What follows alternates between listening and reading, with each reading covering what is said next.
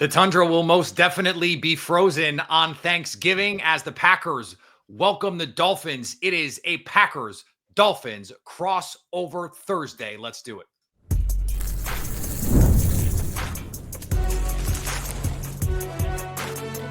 You are Locked On NFL Crossover, part of the Locked On Podcast Network. Your team every day. Welcome inside another crossover Thursday. Locked On Packers, Locked On Dolphins. I'm Peter Bukowski, host of Locked On Packers. Kyle Krabs from Locked On Dolphins. We're both bundled up here because it's getting a little chilly. Although not quite as chilly where Kyle is, and certainly where the Dolphins play. It's going to be cold on Thursday, Kyle, in the 20s, and this is going to be all anyone wants to talk about all week with this. Do you want to dispel this right off the bat? Do you have strong weather takes with this Dolphins team? No, because I think the numbers do speak for themselves. Now, granted, they don't get a ton of options to play in this kind of weather. It's a handful of times per season. If you're lucky, it's maybe one or two. But yeah, I think that this talking point has certainly just compounded by the fact that they went and played in Kansas City in the wild card round in a nationally televised playoff game, and just laid down and looked like they were ready to get off the field by about midway through the second quarter. Mike McDaniel's been very transparent about the concept of narratives, and people are going to tell you can't do something until you do, and then they'll tell you can't do something else instead. And they've had some nice team performances in cold. I go back to 2022 in Buffalo. That was a game that got flexed to a Saturday night in week 15. And the team played admirably well in that game. They lost 32-29, had the lead in the fourth quarter, couldn't get a third down about midway through, gave the ball back to Buffalo, and they possessed the ball for the entire final 7 minutes of the game and kicked the game-winning field goal from like 20-something yards out as it snowed. That's probably the best team performance the Dolphins have had in a cold weather environment, but it is a reality that you don't get these opportunities. So how the team responds to it is always going to be uniquely interesting because it's not the status quo. Yeah. This meteorology corner brought to you on Crossover Thursday by PrizePicks. Download the app and use code LOCKEDONNFL to win $50 instantly when you play $5. It is funny too, because the Packers, to a different degree, but the Aaron Rodgers teams, the narrative from the fans even was always, it's a finesse team. They're built for the dome. They're built for warm weather. And then in the playoffs, they can't play the style of football that they want to play. Mm-hmm. And so even though it's not the same, it is similar in that this is kind of how the Dolphins were built. It's how a lot of those Packers teams were built. And sometimes that's just the reality. It's kind of why I like Buffalo saying, hey, let's be a run team. Let's be a power team. Mm-hmm. Because we don't have to throw the ball over. We can just let Josh Allen, why did I say that so strangely? I don't know. Sort of be the head of the snake on all of this. I don't know if there's a way to change that, because I kind of like how the Dolphins are built. I don't know if the cold, like hard ground, is that going to slow Tyreek Hill and Jalen Waddle down that much? I don't know. Well, I think one of the things that is important for Miami is from a equipment standpoint to make sure that they are well equipped and prepared. And I know this is a team that has speed. It's a big part of the recipe of how they like to space the field. But if you're going to show up there and the little mini cleats thinking you're going to glide all over the place on this field, you're going to be slipping and sliding all over the place. And right, that was part of the issues it felt like with these smaller receivers in the playoff game against Kansas City, is Kansas City said, okay, bet we're going to play in your face, and we're going to bet you don't get the footing to play through contact quite as well. And that was a barrier to the Dolphins. I think one thing that does lend itself a little bit more favorably to this version of the Dolphins team as compared to specifically the 2023 version. That team last year was so big play oriented, shot play down the field. This is a lot more of the traditional West Coast dink dunk, free access, space here. They're starting to play their eligibles off of each other pretty well for spacing purposes. So I don't know. Austin Jackson, the starting right tackle, went down with some kind of a knee injury at the end of the second Buffalo game and is out for the year. And the past 3 weeks since, they have really struggled to get push on the right side of the offensive line. So as the run game has regressed, the ability to spread completions and distributions across 8, 9, 10 eligibles has been something that they've really leaned into. And provided that the wind isn't crazy or precipitation doesn't go crazy, and it doesn't sound like that's going to go super crazy. I think that's where the Dolphins are probably looking at how they've played and how they played last year as a big play reliant team and said, hey, we're a much more efficient, short passing game this year. And if we can use that as an extension of our run game, which Mike McDaniel alluded to on Monday when he spoke to the media, then maybe we'll at least be a little bit more regular on offense than what we were in some of those opportunities last year. It raises a good question for Jeff Hafley too, because coming into the Bears game a couple weeks ago, we heard the Bears said, we want to get the ball out of Caleb's hands quicker. And they did that. And the Packers were slow to adjust to it. And so they can't be slow in a game like this to adjust to it, because if you're slow at all against Tyreek Hill and Jalen Waddle, we know, and Devon Achane and all the other, explosive dynamic playmakers that Miami has, that's going to be pretty problematic for your team.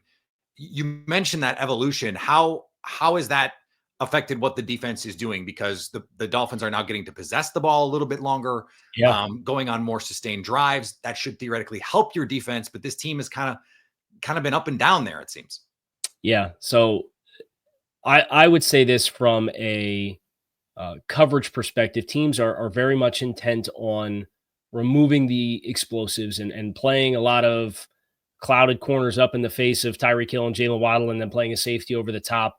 And that's where you've seen Jonnu Smith. This is the first time in the Mike McDaniel era, the Dolphins have a third receiver with more than 500 receiving yards in a season. Wow. And it's Jonnu Smith already. And he's within 100 yards of both Tyreek Hill and Jalen Waddle. And when you have that much attention that's committed to those two guys, whether you choose to space it and go empty, which they've done, or whether you choose to bunch everything in and do motion and get your man zone tells pre-snap and anticipate what the coverage rotation is going to be, that's where they have found a lot of the efficiency is playing guys off of Tyreek Hill and Jalen Waddle. And teams have been very intent to play too high on the roof and limit those plays. Now, they got more single high against New England. It really felt like New England leaned into saying, we're going to really kind of take advantage of, we feel like the matchups is in the trenches and being able to slow down your run game. And the Dolphins got a little bit more aggressive with some tight window throws. Next Gen Stats has Tua Tagovailoa this year tracked at about 12% of his throws as tagged as aggressive throws with a defender within 1 yard. Against New England, it was 20. It was almost twice as high. Wow. And that I think had a direct correlation to how they structurally built their defense. So that's the first decision that Green Bay is going to have to make, is say, hey, we're going to play the guys on the roof and really feel like we can control the line of scrimmage with a lighter box count. And if that's the case, then the pressure falls on Miami's ancillary players to make guys miss in space and force missed tackles to keep them on schedule offensively. Does this have the feel of a game to you where you're expecting this to have to be a shootout? Like, this is not a game that you want Miami's defense to try and have to win. Is it a game where you want to get up and down, or what do you think is the optimal play script for Miami in this one? I think the optimal play script is to find a way to continue a lot of the ball control stuff. I think Mike McDaniel, throughout his era as the head coach of the team, when they've tried to score a lot of points, when they feel like there's urgency to score, usually that's when you trade blows early in a game and you make a mistake, and then the other team capitalizes, and then you try to make it all up, and it snowballs on you. And that's what happened the first time they played the Bills in 2023. That's what happened when they played Baltimore at the end of the year in 2023. Those games when you feel urgency to have to score a lot of points. So the way that they've combated that is they have more 10-plus play scoring drives this year already than they did all of last year combined. Wow. So that element of just being a little bit more patient with how they play, they have to find a way with some questions in the run game and their physicality up front in a cold weather environment and a team that is more used to playing in that kind of environment. They have to find what that recipe looks like if they're going to win this football game. Well, it seems like for the Packers, this is going to be a version of the Bears game, at least from Jeff Hafley's standpoint. That raises the question about Jordan Love and this defense and their ability to play in the cold weather too. I think that's a reasonable question to ask. I will let you ask it in just a second on a Locked On Packers, Locked On Dolphins crossover Thursday.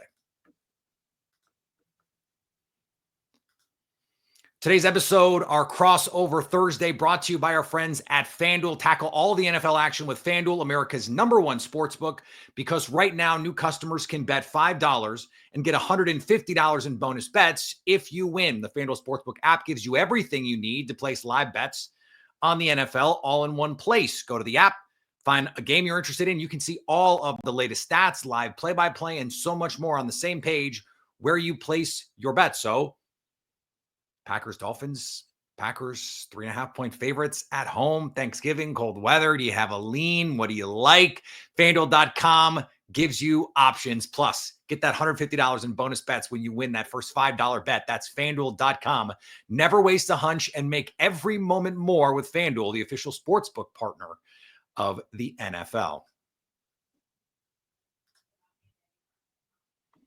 As we come back here, Kyle, Locked On Packers, Locked On Dolphins. The Packers coming off a dominant win over the San Francisco 49ers, but pretty banged up 49ers team. And the Dolphins looking pretty good here. As you're working through, I know it's early in the week as we record this. What are the things that you're trying to figure out with this Packers team right now? So as I look at this Packers team, I think the biggest metric surprise that I have is Jordan Love with a sack rate of less than 3.5% of dropbacks. And I wanted to ask you a little bit about that, because the sacks and pressure has not been a strength for Miami. You know, they've been without Bradley Chubb all season. Jalen Phillips went down with a partially torn ACL. Chop Robinson's been one of the pass rush metric darlings the last 3 weeks, and he's been awesome, to be totally fair.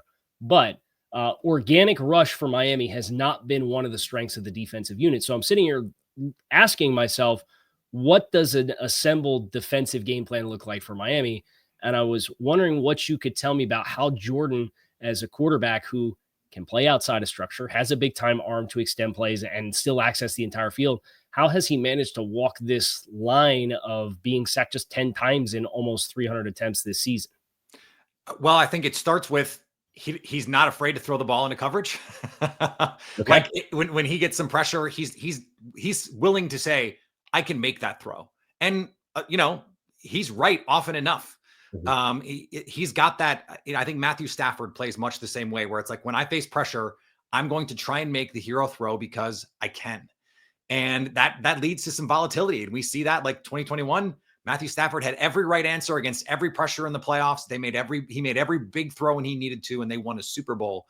And then we saw it's come down to earth a little bit. I think that's just going to be part of the deal with Jordan Love. But he's also when he's at his best, he's playing on time and in rhythm, not unlike Tua. I mean, I think that most quarterbacks, it's the case where you want to hit your back foot and have that ball be out. And I think the reality right now is that Matt LaFleur has just been deeply, deeply in his bag designing this offense. You watch the 49ers game, and there are guys wide ass open. Like premium looks to get these calls off, where LaFleur is anticipating what kind of coverage, and not just like, oh, we think they're going to play, some basic, like, oh no, we think we're going to get, inverted cover 2 or what. And that's what they get. Some of these specialty coverages too. LaFleur has just been really good at creating opportunities. And then every once in a while, Jordan Love is just going to make plays. Like there was a throw that he made against the 49ers to Romeo Doubs on a little option route, and the 49ers run a game up front. And it's one of those things where they are looping the defensive end back around, but the defensive tackle just dump trucks the center, and it doesn't matter. And all of a sudden they're both in Jordan Love's face, and he has to, falling back, kind of sidearm a ball that hits Romeo Doubs right between the 8 and the 7. He just has a unique ability to get the ball out off platform. The Tucker Kraft touchdown is another great example. It's a screen, but like he has to move off of his spot, drop the arm slot down, and makes a perfect throw to Tucker Kraft, taking enough off of it. He has the ability to get out of trouble. He also has the ability to get into trouble. He will do the things where he just blacks out and throws the ball into trouble when he doesn't need to. Was asked about that this week. In fact, Colin said, look, I like to push the envelope. Like he admits, I like to ride the lightning a little bit here. And so you're hoping as a defense that when you get the opportunities, you got to take advantage of them. That's the thing, is if he's going to throw you the ball, you got to catch him. Charles Woodson once said, if you just catch all the ones they throw to you, you're an all-pro. And I think that's never more true than when you're playing a quarterback like Love, who's going to give you a chance or two every game. I'm glad you mentioned turnovers, because the biggest question that I had for you defensively was, you look at this Packers defense that is number 1 in the NFL in turnovers, but 3 of the last 5 games have been no turnovers. Kind of curious from you. I know Jair Alexander's banged up. I know there's a couple other key players that are banged up defensively for Green Bay. I know a linebacker, your rookie linebacker, Andrew Cooper. Yep. I wouldn't expect him to play in this game, especially on a short week. So is the absence of guys like Alexander, I guess not too much, although you played Kyle Allen with San Francisco at quarterbacks for 3 turnovers this past weekend without both of those guys. But what has there been a common theme amongst some of the drought in recent games with turnovers? Like, is there things that teams have stopped doing? Is there a player that's impact has changed that has caused? I mean, I'm sitting here looking at 3 turnovers, 2 turnovers. You had a bad game against the Rams, only got 2. And then you got 3 again against the Cardinals in the first 6 games of the season. Yeah, I think the key is teams have, for the most part, because they were so good. Xavier McKinney has been an enormous deterrent to teams throwing in the middle of the field. He just has been everywhere. And they use him a lot. Like, you watch the Vikings and Harrison Smith, you'll see Xavier McKinney walked up in the A gap and he gets back and has to defend deep half, or he's in the slot and he comes off the edge, or he's actually now the slot defender. They use him in so many different ways. Javon Bullard, you scouted him at Georgia. Like, he played in the slot for a year, then played safety for a year. Guess what? He plays both for the Packers. Evan Williams has been a Swiss Army knife player for them. This is one of the best middle of the field defensive teams in the league. Teams have said, we're going to throw short and we're going to throw outside the numbers. That's where the Bears had some success, especially in the second half. That's what you have to be able to do. And so that makes this interesting to me, because the Dolphins are a quick throw team, but they manufacture opportunities to attack the middle of the field.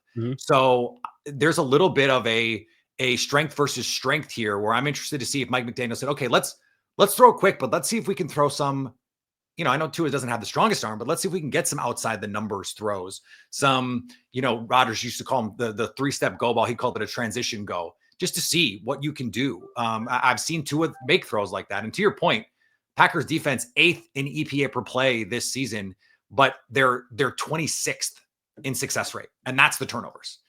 Now, this is the thing. They are a turnover-based team because that's what they want to be. They want to create splash plays. They will live in a variance world, a lot like Jordan Love. Like, Matt LaFleur kind of found a kindred spirit in Jeff Hafley. Like, they want to go big play hunt. They want to create explosives. They want to create, confusion among the offensive line. They want to create sacks. They want to create turnovers. They don't want to just give you 3 yards on 3rd and 6 and punt. That's kind of not what they want, where they want to be. And I think that fits with their personnel. So especially when they're healthy. The Jair Alexander injury is the big part of this to me, though, because what kind of opportunities, if you're the Dolphins, can you manufacture where you're getting, let's say, Eric Stokes on Hill or Waddle, or you're getting Corey Ballantyne, the Packers' 5th or 6th corner, on one of those guys. That's where I think, there are some obvious matchup advantages. The question is the Packers' defensive structure going to allow them to mitigate some of the explosives that teams are able to get against the Dolphins consistently, because of guys like Xavier McKinney, Evan Williams, Javon Bullard, this middle of the field defense, even without good linebacker play, which has been so good. Yeah. And the last one that I had for you, I wanted to ask you about Josh Jacobs, obviously a part of this big free agent purge or splurge spending spree the teams had in free agency at the running back. It was a running back purge in free agency for a lot of teams. And Saquon, Derrick Henry, and Josh Jacobs, they got 3 guys that got the bag, and 3 guys that are producing at a really high level. And I think that's a big X factor in this game for Miami relative to going into Lambeau in a cold weather game. To tackle a low to the ground, physical and explosive running back like Josh Jacobs, as a team that, if you get him into space, the Dolphins aren't the best tackling team on the back end. I think it's a really fun X factor of Anthony Walker, their linebacker that took over for David Long, who's now on Detroit's practice squad. He went down with a hamstring injury, and Tyrell Dotson, who they got off waivers from Seattle by way of Buffalo, is going to be the other starting linebacker. And he had like a lot of frequent flyer miles in that linebacker room. Oh, yeah, you're not kidding. But Dotson had like 70 tackles this year for Seattle as like a thumper type of player. And we got to see him for like 2.5 quarters against the Patriots in this past game. So it's like it's a big X factor for Miami's defense. But I wanted your thoughts on just how impactful Josh Jacobs has been, and also where he's getting the most of his damage. Is he running downhill? I know he's capable of doing both and running inside and outside. Where is he getting the most run for the Packers? So I would say it does depend a little on the game. I would like to see them just like kill all of their outside runs with Josh Jacobs. I want him solely running like guard to guard. Yeah. And you watch them against the 49ers. It's so funny, Kyle, because the Jordan Love injury was actually a crucial piece of their story, because they bring in Malik Willis and you watch them against the Colts and the Titans and you go, who the hell is this team? They're running a high school offense. It's single wing, split back. Like they've got this spinner series that now, by the way, every team in the league is copying and borrowing. And you watch Steve Sarkisian and they've got every version of it too. It's really cool stuff. And they had the 49ers in hell running this stuff now with Jordan Love, because they've got Josh Jacobs and it's really just dressed up split flow zone. Right. You get orbit motion, or you get cheat motion, or you get, now they ran, it's such a cool look. They go split back out of the gun. They send Josh Jacobs in motion behind Jordan Love. And then they run just basically a fullback lead with the guard pulling around, but from the gun with pre-snap motion. It's all just dressed up, but then it's a 60-year-old concept. So when they're running downhill, I mean, it really is fun to watch this team. If you're someone who likes old school football, the modern version of the old school football that they played against the 49ers it's as geeked up about a running game as I have ever been. And I'm not like old school run game guy. I'm usually like, hey, let's look at these passing concepts. Aren't they cool? But I was like, there's some really cool stuff. And then the play action off of it, like it's 1st and 20 in the red zone, the holding call backs them up and they run that fake lead play that I mentioned. And then they get Jaden Reed leaking out on a wheel and pick up 13 yards. And now it's 2nd and 7. They end up converting that and scoring a touchdown because they were able to pick up that chunk play. So Jacobs has been way more than I could have expected. I thought there would be some regression. 2 years ago, leads the league in rushing, seemed to regress last year. And then everyone I talked to in and around that Raiders team said, look, he hated that situation. He was not happy with what was going on. And he is running like he is happy about what's going on in Green Bay. Go back and watch the clip of him daring Jalen Johnson, one of the best corners in the league, to come up and tackle him. Literally gives him the, come on, come hit me. So, I mean, if you're a Packers fan, it's cold. It's the frozen tundra. How can you not love a running back like that? Like, come on. Yeah. Like he has already endeared himself to a fan base that loved Aaron Jones, and it will always be all love in Green Bay for Aaron Jones. But Josh Jacobs is a fan favorite already. It's been really fun to see. We'll get to a lot more as we get to the keys to this game. Locked on Packers, Locked on Dolphins, a crossover Thursday. That's next. Today's episode brought to you by our friends at Gametime. Plenty of opportunities for you to still get to the games going on. There's more games than ever right now. College football still going on, college basketball, everything. It's all there. And curated deals with Gametime picks makes getting it faster, easier, best prices, all the good stuff.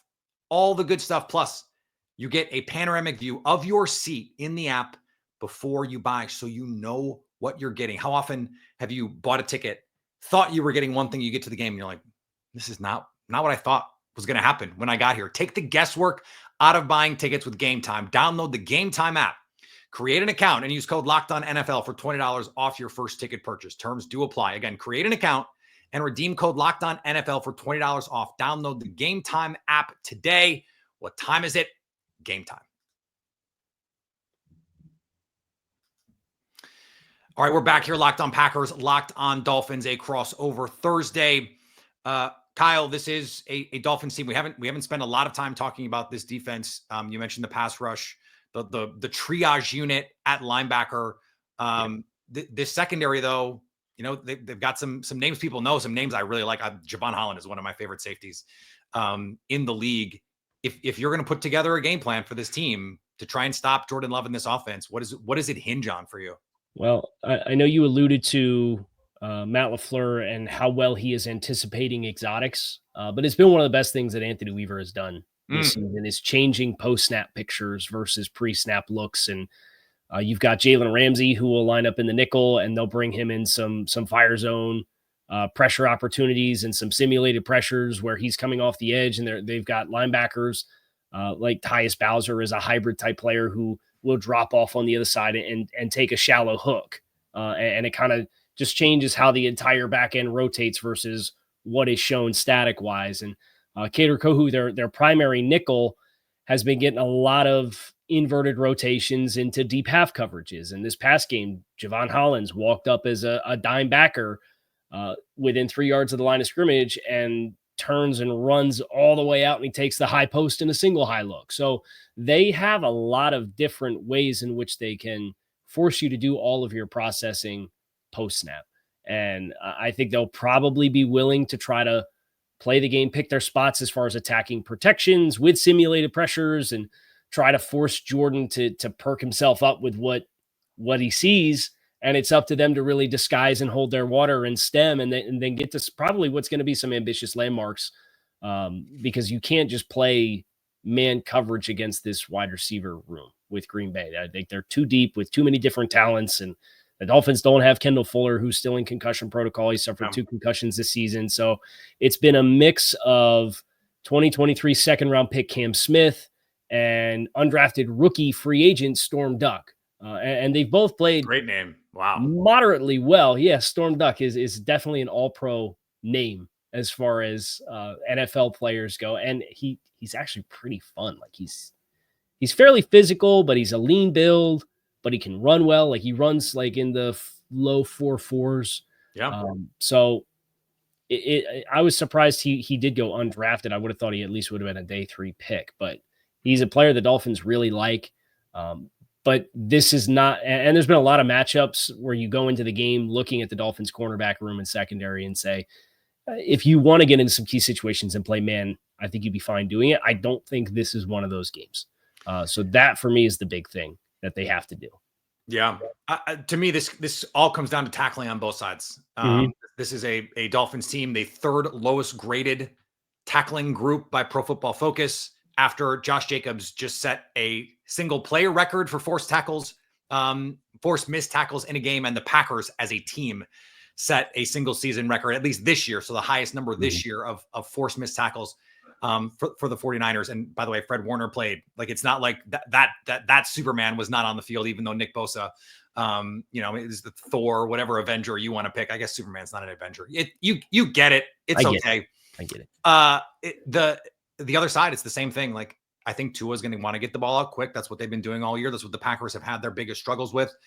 If they can tackle well and not allow explosives off quick passing, that to me is going to be the thing, because the Packers are going to bet that they can create enough negative plays, whether it's tackles for losses, sacks. Speaking of simulated pressures, that's been something Jeff Hafley, especially on 3rd down, he will scheme up exotics. If it's 3rd and 8 plus, he's going to show you 6. He's going to show you bodies and make your offensive line sort it out. One of the highest rate of stunts run in the NFL this season coming in Green Bay. They don't actually blitz a ton, but that's not quite true, right? Like, they don't send 5 or more a ton, but they do. It's like, who are the 4 that are coming and where? Right, exactly. They'll show you 6, and then it's like you got to pick out the 4 that are coming. They will get free rushers doing that. They've already gotten a couple sacks. They sent more DB pressures this year than Joe Barry did all of last year. That was true by like week 8, and that's not going to surprise you. But like that's the thing to me is can they tackle? Can they prevent the big plays?